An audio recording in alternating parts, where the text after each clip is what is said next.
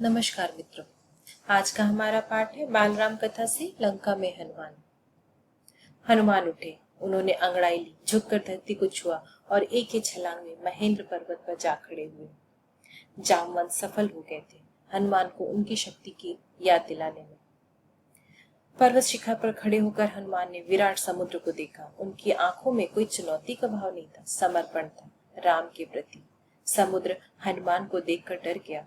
उसे लगने लगा कहीं आज उसकी गरिमा नष्ट न हो जाए। हनुमान ने पूर्व दिशा की ओर मुंह करके अपने पिता को प्रणाम किया और झुककर महेंद्र पर्वत को हाथ पांव के द्वारा जोर से दबाया और एक ऊंची छलांग भरी। उनके छलांग भरते ही कुछ पत्थर के टुकड़े टूटकर उनके साथ साथ हवा में उड़ गए। हनुमान पीछे पलट कर नहीं देखे। महेंद्र पर्वत बहुत सुंदर था। वनस्पतियां, जीव जंतु सभी कुछ थे। पथरीला था परंतु घाटी मनमोहक थी। वृक्ष थी, लताएं थी।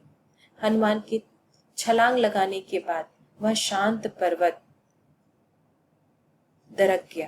वृक्ष कांपने लगे, वन थर्रा गए, बड़ी बड़ी चट्टानें टूटकर नीचे समुद्र पर गिरने लगी। पशु पक्षियों की तेज आवाज गूंजने लगी। कहीं कहीं पर तो जल के स्रोत फूट पड़े और कहीं पर धुआं उठने लगा।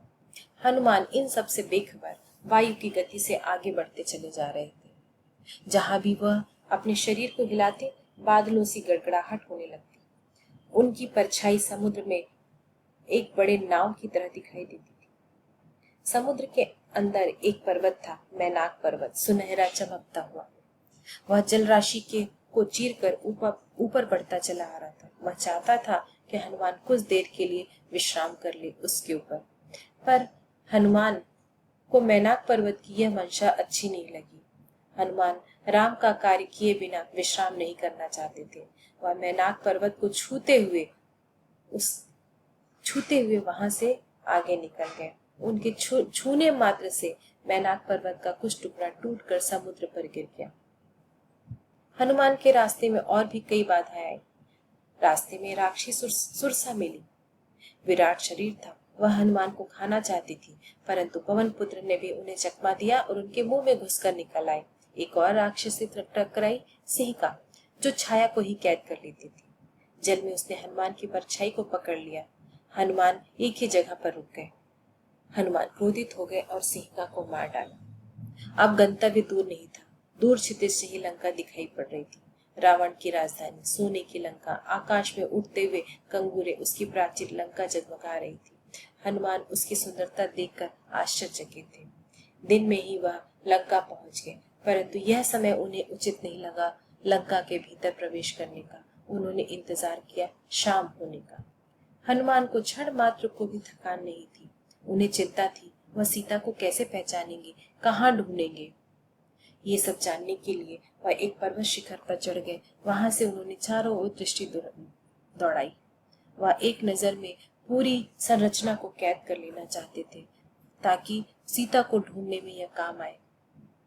चारों तरफ उन्होंने देखा, सुवासित उद्यान थे, भव्य भवन थे, हवाओं में लहराती संगीत थी। राक्षस नगरी इतनी सुंदर कैसे हो सकती है? हनुमान की आंखें फैलती चाह रही थी। वृक्षों डालियों से कूदते फांदते रात के वक्त हनुमान नगर में प्रवेश किए। राजमहल वहीं था। उनका अनुमान सही था। उन्हें लगा कि सीता महल में होगी। रावण ने उन्हें छिपा कर रखा होगा किसी कोने में। महल में पहरेदार थे, अस्त्र शस्त्र लिए हुए। सबकी नजर बचाकर वह अंदर चुपचाप पहुंच गए। महल विराट था, वैभवपूर्ण था। बस बचते बचाते महल में घूमने लगे, भटकते रहे। रात भर पूरे नगर में भटके। गर्भगृह, पशुशालाएं, हर एक लंका की हर एक जगह को हनुमान ने ढूंढ लिया। उन्होंने मंदोदरी को भी देखा, परंतु सीता की जो छवि उनके मन में थी वह छवि उन्हें कहीं नहीं दिखी। न जाने सीता को रावण ने कहाँ छुपा रखा है। यह सोचते हुए हनुमान अंतःपुर से बाहर निकल आए। अभी वो बाहर निकले ही थे कि उन्होंने एक विमान देखा, सजा हुआ। वह विमान अवश्य रावण का था, पुष्पक विमान। अभी सोने के बने उस विमान को, वह रथ को वह देख ही रहे थे, तभी उनकी दृष्टि एक वाटिका पर गई, अशोक के, जहां पर ऊंचे ऊंचे वृक्ष लगे हुए थे, आकाश छूने वाले। हनुमान बस एक यही वाटिका थी जिसे देख नहीं पाए थे। उन्हें लगा सीता इस खुली जगह में कहाँ होगी। हनुमान को निराशा घर करती जा रही थी। अब वह एक वृक्ष पर चढ़कर बैठ गए, क्योंकि दिन निकल आया था। नीचे उतरना उचित नहीं था, पेड़ घना था। वह चुपचाप पत्तियों में छिप गए। रात हो गई। अचानक वाटिका के एक कोने से तेज हंसने की, अट्टहास करने की आवाज सुनाई दी। बहुत सारी राक्षसियां थीं। हनुमान उधर ही देखने लगे। एक वृक्ष के नीचे राक्षसियों का झुंड था। वे किसी बात पर ठहाके लगा रही थी। हनुमान को लगा वो सीता पर हंस रही थी, पर वो राक्षसियां वहां से हट नहीं रही थी। चेहरा मुरझाया हुआ, उदास सा, दयनीय, दुर्बल, शोकग्रस्त एक स्त्री बैठी हुई उन्हें वहां दिखाई दी। उन्हें लगा यही माँ सीता है। उन्होंने मन में सोचा, अब इसमें कोई संदेह नहीं है कि सीता वही है। राक्षसियों के नहीं हटने के कारण हनुमान उतावले थे। वह जानना चाहते थे, उतर कर देखना चाहते थे, पर उन्हें लगा अगर वो यहाँ पर उतरे तो माँ सीता उन्हें भी मायावी समझ जाएंगी। तभी राक्षस रावण वहां पर पहुंचा, दास दासियों के साथ। हनुमान रावण के ठाट बाट को देखता ही रह गया। हनुमान ने सोचा कि अब मुझे यहाँ से चलना चाहिए, पर अगले ही क्षण उन्होंने सोचा कि अगर मैं बिना भेंट के यहाँ से लौट गया तो राम को क्या बताऊंगा। उन्हें नीचे उतरने का अवसर ही नहीं मिल रहा था। रावण ने सीता को बहलाया, फुसलाया, लालच दिया। सीता नहीं डरी। वह डर के कारण कुछ बोल नहीं पा रही थी, कांप रही थी, पर उन्होंने रावण की एक न सुनी, उसका तिरस्कार किया। रावण ने कहा, तुम्हें डरने की आवश्यकता नहीं है। मैं तुम्हें स्पर्श नहीं करूंगा जब तक तुम स्वयं नहीं चाहोगी। मैं तुम्हें अपनी रानी बनाना चाहता हूँ। मेरी बात मान लो और सुख भोगो, अन्यथा मैं तुम्हें तलवार से काट डालूंगा। सोच लो, अब तुम्हारे पास मात्र 2 महीने बचे हैं। सीता ने कहा, ऐसा कभी नहीं होगा दुष्ट। राम के सामने तुम्हारा अस्तित्व का। मुझे राम के पास पहुंचा दो, वे तुम्हें क्षमा कर देंगे। तुमने ऐसा नहीं किया तो तुम्हारा सर्वनाश निश्चित है। रावण क्रोध में पैर पटकता हुआ चला गया।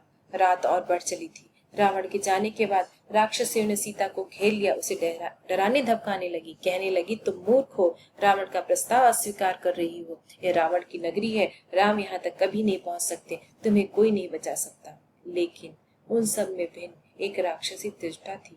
उसने कहा, आज मैंने एक सपना देखा है। पूरी लंका समुद्र में डूब गई है, सब कुछ नष्ट हो गया है, और यह सपना अवश्य सत्य होगा। कहीं यह सपना सीता के दुख से तो नहीं जुड़ा हुआ है। सीता की हिचकियां भी बंध गई, वह भी रोने लगी। देर रात राक्षसियां एक एक करके चली गई। सीता वाटिका में अकेली रह गई। यह अच्छा अवसर था। हनुमान नीचे उतरना चाहते थे। सीता कहीं मुझे राक्षसी ना समझ ले, मायावी चाल ना समझे, ये सोचकर पेड़ के ऊपर से उन्होंने राम कथा का प्रारंभ कर दिया। राम का गुणगान रावण की लंका में। ये सुनकर सीता चौंक उठी। उन्होंने ऊपर देखा, जिधर से आवाज आ रही थी। पूछा, कौन हो तुम? हनुमान नीचे उतर आए। उन्होंने सीता को कहा, मैं राम का सेवक हनुमान हूँ। उन्होंने माँ सीता को प्रणाम किया, राम की अंगूठी दी। किष्किंधा के वानर राज सुग्रीव का अनुचर हूँ। उन्होंने मुझे यहाँ भेजा है आपका समाचार लाने के लिए। हनुमान को लेकर सीता के मन में अभी भी शंका थी। उन्होंने पर्वत पे फेंके हुए आभूषणों की याद दिलाकर संदेह को दूर किया। सीता ने राम के विषय में कई बातें पूछी। हनुमान ने सभी प्रश्नों का जवाब दिया। हनुमान उन्हें कंधे में बिठाकर राम के पास ले जाना चाहते थे, पर सीता ने मना कर दिया। उन्होंने कहा, यह उचित नहीं होगा। हम पकड़े गए तो राम तक संदेश भी नहीं पहुंच पाएगा। हनुमान ने सीता से विदा ली। वह पूरी सूचना तुरंत राम तक पहुंचाना चाहते थे। उन्होंने सीता से कहा कि माँ, आप भी मुझे कोई निशानी दीजिए। सीता की आंखें नम थी। उन्होंने अपना एक आभूषण उतार कर हनुमान को दे दिया। हनुमान ने कहा, माँ, आप निराश ना हो। श्री राम 2 माह के अंदर यहाँ अवश्य पहुंच जाएंगे। हनुमान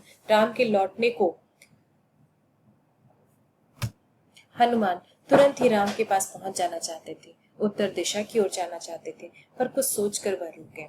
उन्होंने रावण के उपवन को तहस नहस कर दिया, वाटिका उजाड़ दी, वृक्ष उखाड़ कर फेंक दिए और विरोध करने वाले राक्षसों को मार डाले। रावण के कई महाबली मारे गए। लड़ते हुए रावण का पुत्र अक्ष कुमार भी मारा गया।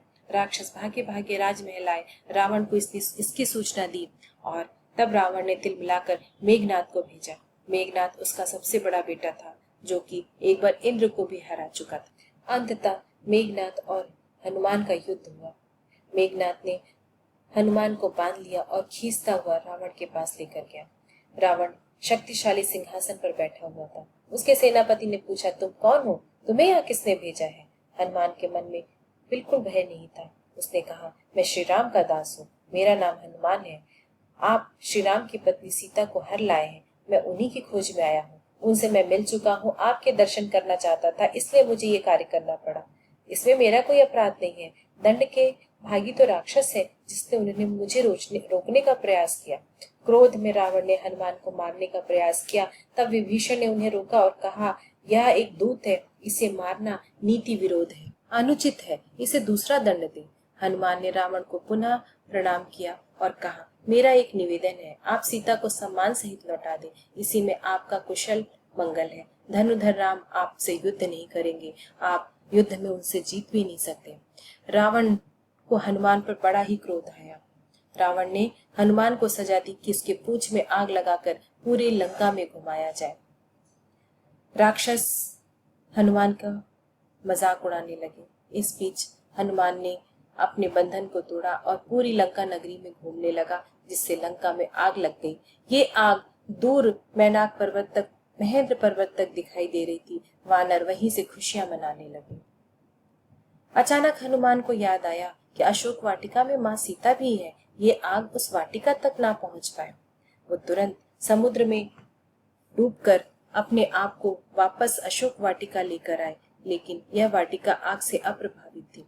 हनुमान ने उन्हें प्रणाम किया, आशीर्वाद मांगा और उत्तर दिशा की ओर चल पड़े, राम के पास। दूसरे तट पर सभी वानर जो हनुमान का इंतजार कर रहे थे, हनुमान को देखकर उन्हें चारों तरफ से घेर लिया और लंका के विषय में पूछने लगे, माँ सीता के विषय में पूछने लगे।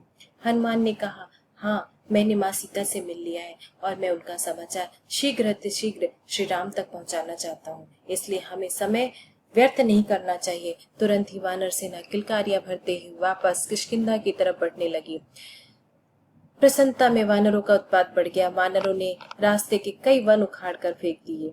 हनुमान ने राम को सीता द्वारा दिया हुआ आभूषण दिखाया। राम की आंखों में आंसू आ गए। उन्होंने हनुमान से कई प्रश्न किए। हनुमान ने उनके सभी प्रश्नों का जवाब दिया। वे कहने लगे कि वो बहुत व्याकुल है, चिंतित है, हर समय राक्षसों घेरे रहती है, आपकी प्रतीक्षा कर रही है। उन्होंने कहा है कि 2 महीने का समय है, अगर आप यहाँ पर नहीं आए तो पापी रावण मुझे मार डालेगा। राम शोक में डूब गए, भाव विवल हो गए, हनुमान को गले से लगा लिया। लक्ष्य स्पष्ट था, लंका पर आक्रमण। समय कम था। सुग्रीव ने युद्ध की तैयारियां तुरंत आरंभ कर दी। वानर सेना इसके लिए पहले से तैयार थी, उत्साहित, लेकिन इस बार अलग अलग टोलियों में जाने की आवश्यकता नहीं थी। सभी को पता था एक ही दिशा में जाना है, दक्षिण दिशा की ओर। सुग्रीव और लक्ष्मण ने बैठकर युद्ध योजना तैयार की। योग्यता और उपयोगिता के आधार पर भूमिकाएं निर्धारित की गई। हनुमान, अंगद, जामवंत, नल और नील को आगे रखा गया। समुद्र पर चर्चा हुई, उसे कैसे पार करेंगे। सेना का हर वानर हनुमान नहीं था। यह एक चुनौती थी। देर रात तक यही चर्चा का विषय रहा। धन्यवाद बच्चों।